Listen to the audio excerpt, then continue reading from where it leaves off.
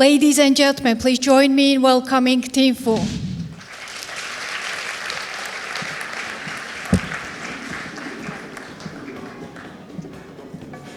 So imagine you're able to just do some quick sketches and readily turn that into a more so finalized visualization. And imagine you can find objects in nature or around that might inspire you and put that through an AI system to give you some ideas of proposals for an urban design or residential tower. And also can imagine experimenting with this process, utilizing different methodologies. I was inspired by some of Frank Gehry's work, for example, to crumble pieces of paper and get new ideas out of that. And very quickly, you can see how just by prompting Frank Gehry into that process, you bring some of his aesthetics or his articulations into the formal outputs of what I've inputted as a crumbling pieces of paper. And let's push that further and see. We can do the same with Zaha Hadid Architects, and I've also tried it with Daniel Libeskind. Particularly chosen these options to highlight the distinct articulations of each of the architects, and you can see how AI manages to sort of create these interpretations. And of course, very quickly, you can also bring that to some form of realism to see where that goes. So started with Midjourney, the first application that came out. Sorry, there's a bit of mic problems. Now, as Manuela has already presented very well the background of Zaha Hadid and everything, I won't go into detail. I worked there for about 2 years ago, until 2 years ago. I'm getting a lot more mic issues now. Before 2 years ago, I was working as a Hadid Architects where, part of our journey was exploring how to interpret a lot of the geometries and ideas into rational construction. And at some point, I started to also explore separately a lot of the AI tools that was available at the time. And simply by prompting Villa designed by Zaha Hadid with AI, you will get rather, a lot of options like these. So I worked a lot of process to methodically engage with this process a lot more systematically until we're able to get the right details and work with it, more so your manual input to, from your understanding of something to then be able to produce something that's more rational. So from my background as a Hadid code at the time, I was also looking at geometric rationalization, how to curate the results that you feel are a lot more approachable as a result. I applied this to different forms of, classical architecture as well, finding new ways of reinventing, for example, Renaissance architecture with a future-forward stylization. Done the same with the Art Nouveau, as well as Gothic. And I've broken down into components of designing little architectural ornaments, such as the stone column capital, and began rationalizing it in 3D, and worked with a skilled stonemason to do the first prototypes. And so that was featured at the Venice Biennale Expo at the time, and one of the first instances of me trying to bring something AI, completely AI design, but prompted through the team, through the architect or the designer, and finally outputting it as a physical manifestation of this AI concept. So that's when I stepped in to found my company 2 years ago in London, where I wanted to really pursue the vision of AI and take the technology into the deepest possibilities and have a core design and research-oriented team to really investigate this technology. And so a lot of projects we done at different phases now, and of course, since we're very young, a lot of them, the projects are still under NDA, but there are some that we can discuss, such as the Lake Blood projects, which is on this beautiful lake in the middle of Slovenia, and one of the most heritage protected areas that you can find in Europe. And that presents itself as a unique opportunity to really, challenge ourselves what we can do with AI if we were to hold incredible control over it.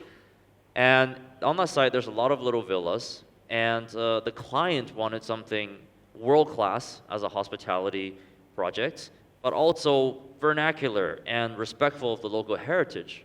So a rather challenging thing if you were to use AI whimsically.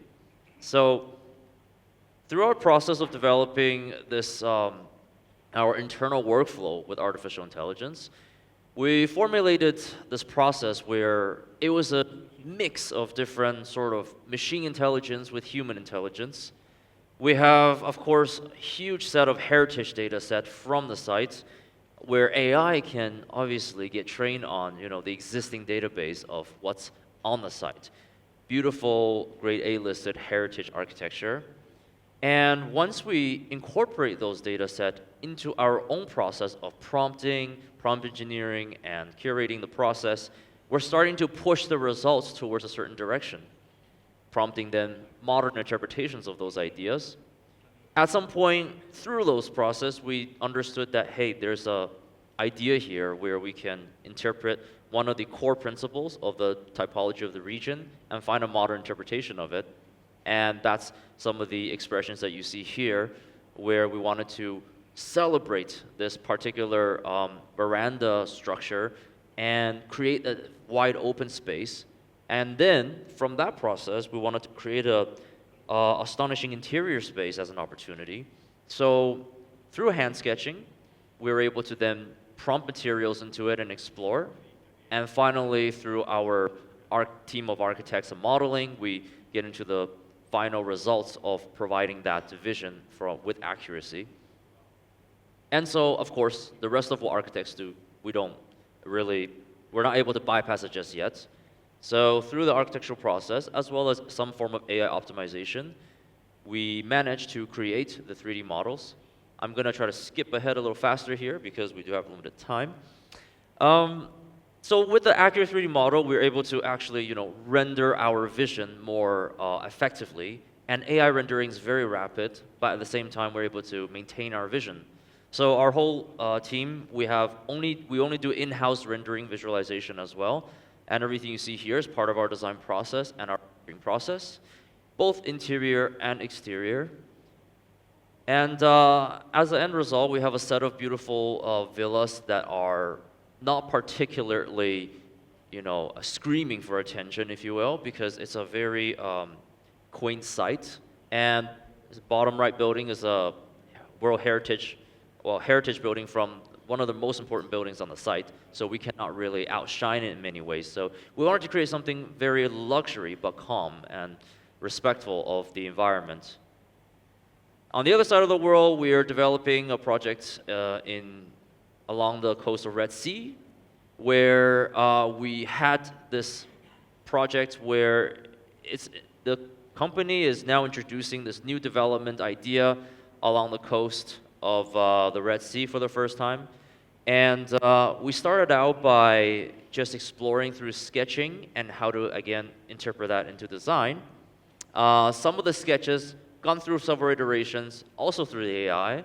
And finally, we were able to just readily convert that into a design. And this is exciting because we actually didn't model anything.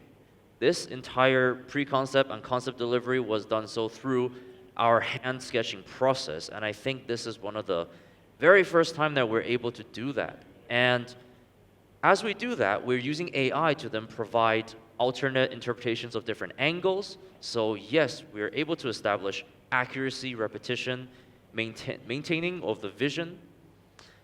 And we worked out the details, worked out the architectural scale. And of course, this is an untouched land right now. It's just desert. So we wanted to create different typologies, floating cabanas, luxury beachside resort, and amenities. Day and night cycles, everything is done so through AI. And moving forward, we now are expanding our company into different directions, separating ourselves from both a core design studio with the team of registered architects and urban designers. And then we have our dedicated team of researchers, which we believe is now very core to what we do. And then finally, our visuals team.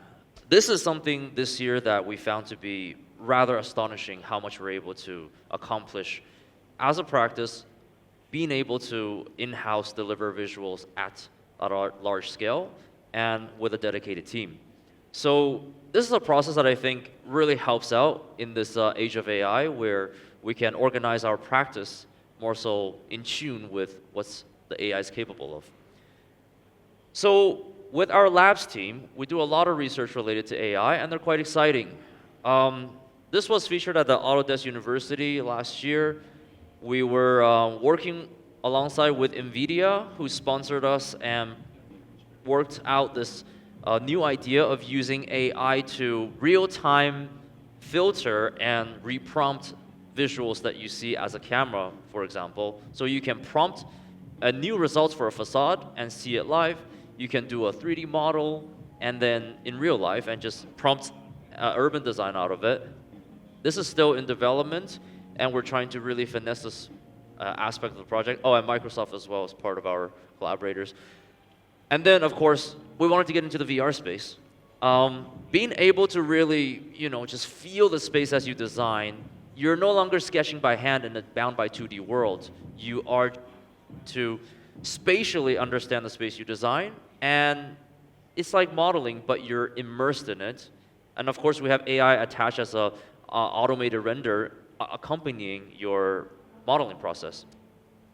And then we developed Urban GPT is one of our line of works that we utilize large language model connected to a urban design algorithm that allows us to just use any natural language, prompt out what you want as an urban design, and those commands get interpreted into typological distributions. There's data set distribution, so you can say we want 30% parks, 20% park, we want this GFA for this parcel. It's an incredibly powerful, rapid process that allows us to really give us a very preliminary massing model for any urban design. You could input parcels, you could input different type of CAD plans, and we're able to develop that in connection with AI rendering. We're then trying to accelerate the rapid rendering side of things so that we get a good overview of the project as it goes. And so that is currently in progress. We're working on some of the interface at the moment. And of course, AI is now, we can do vibe coding with AI. So instead of traditional parametric modeling, which is actually something I'm rather comfortable with since my days at Zaha, but now we can accelerate that as well with artificial intelligence, prompting these type of commands directly with AI and letting it rapid render. And of course, urban optimization is one of the biggest assets that we can have using AI, because there's such a large amount of data set that needs to be incorporated. And even just distribution of residential towers for a project like this, we were able to access a large amounts of sustainability data or any sort of environmental data, feasibility calculations to be optimized and rendered in real time. Finally, we have our visualization team, which is now exploring distinctly their own workflow, separate from what we do as an architecture practice. This one is very exciting as well, because now, with AI, it opens up a door to a lot of new ways of really experimenting the storytelling of AI. And so you can see that this is our work interpreting Gaudi's project, sketch to render.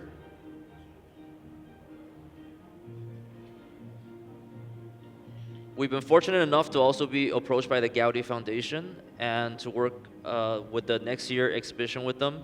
So hopefully you guys will be able to see a lot more exciting things coming out of our practice. So the idea is quite simple. AI opens the door to new ways of explorations, new way of design, new ways of storytelling, and there is so much to discover now. And our visualization service also gets broken down into different abilities, right? This is something more so what we'd like to cover as a service catalog. You have just pure generation, you have generation from hand sketches and from model. You also have stylization explorations, where you create cinematic ambience from existing visuals. We create our own separate visuals, and we do animations now as well, and that's obviously has been opened up due to AI image to video rendering possibilities. And so we're now digging heavily. We have cinematographer involved in our team as well now. So that's something that we feel is distinctly unique to what we would like to push forward.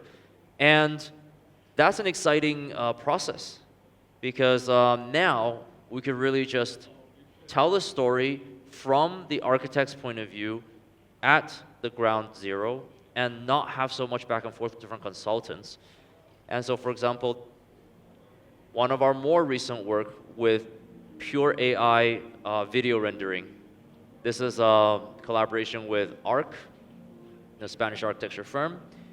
And you can just see that we have already reached past the uncanny valley. The visualization at this stage for video produced by AI is becoming increasingly difficult to tell, even if it's AI.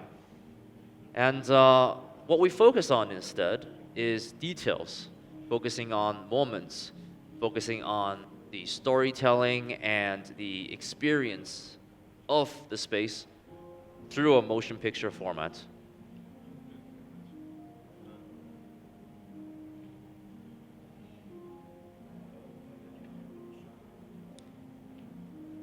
And because this is AI, there's a whole process of, the human curators and the human prompter, designer behind it. You have to capture the moment, find the right angles.